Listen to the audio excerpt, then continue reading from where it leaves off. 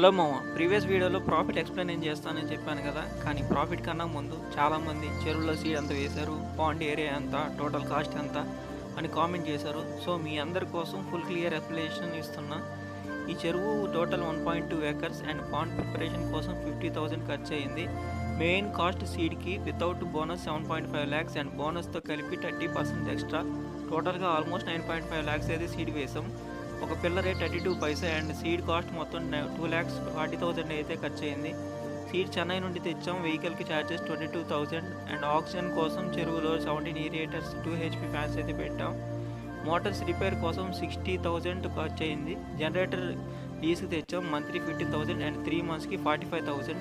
Current bill 3 monthsకి 1,55,000 అయితే వచ్చింది. Feed by salary 54,000. Next వీడియోలో total harvest income final profit ఫుల్గా ఎక్స్ప్లెయిన్ చేస్తాము. ఫాలో అవ్వటం మాత్రం మర్చిపోకండి మామ.